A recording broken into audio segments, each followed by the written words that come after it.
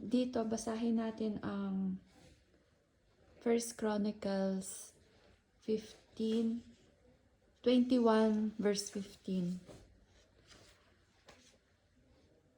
At habang winawasak ng anghel ang Jerusalem, naawa ang Panginoon sa mga tao, kaya sinabi niya sa anghel na lumilipol sa mga tao, "Tama na, huwag mo na silang parusahan."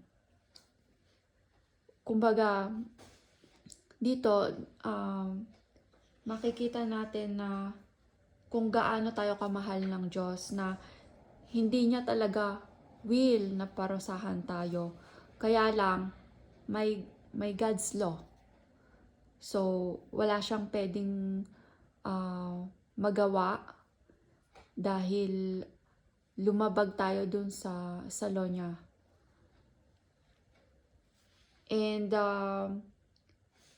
And dito makikita natin na kung gaano siya nasasaktan na makita yung mga anak niya, I mean tayo, na nagsasuffer.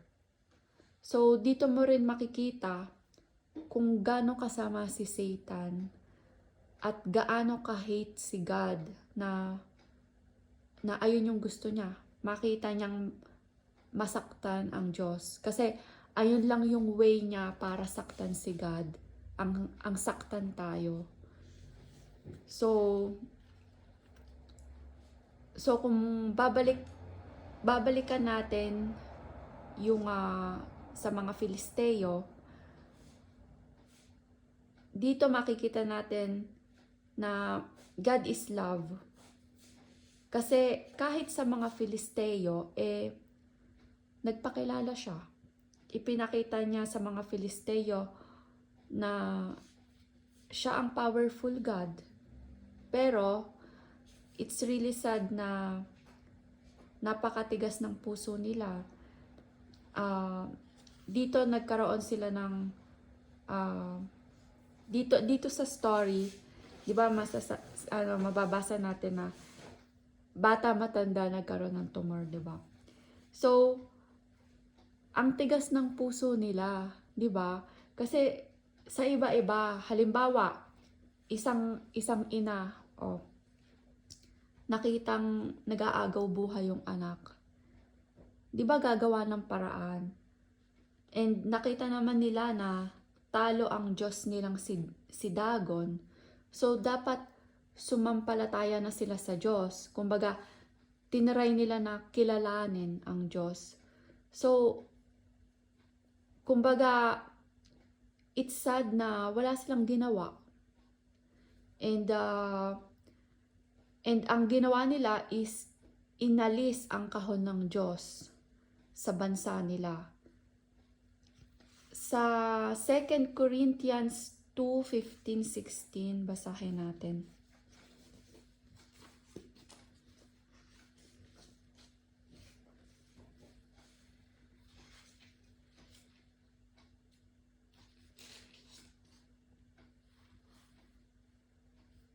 Para kaming mabangong handog na iniaalay ni Kristo sa Diyos at naaamoy ng mga taong naliligtas at nagpapahamak.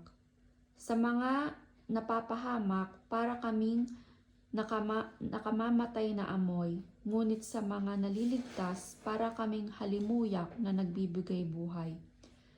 Sino ang may kakayahang gampanan ang gawaing ito?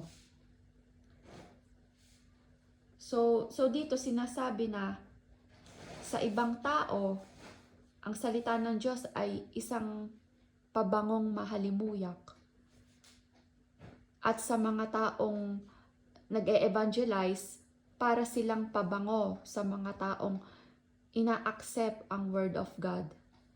Pero sa mga taong hindi ina-accept ang Word of God, para sa kanila, ang salita ng Diyos ay isang mabahong amoy.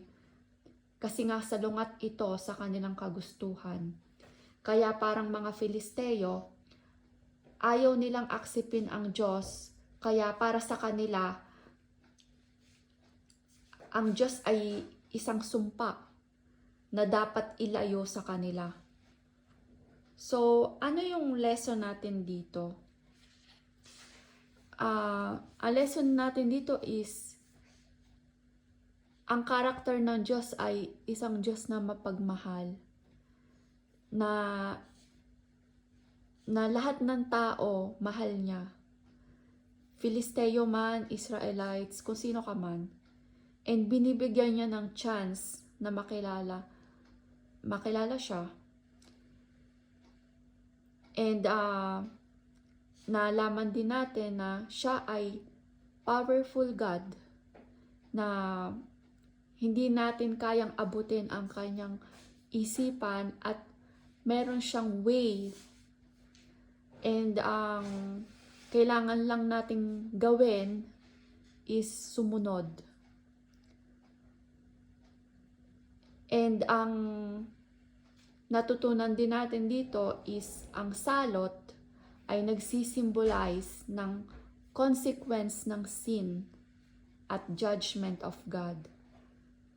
Filisteo man o Israelite ay walang makakaligtas sa consequence ng sin. So makikita naman natin na yung sa Filisteo, sa story ng 2 Samuel, ng 1 Samuel is nagkaroon ng salot sa Filisteo. Pero makikita din natin sa story sa 2 Samuel kay David na nagkaroon din sila ng salot, Israelite sila, di ba? So it means walang makakaligtas sa consequence ng sin, di ba? And si Jesus lang ang only way para makaligtas tayo. So ayun lang. Bye-bye.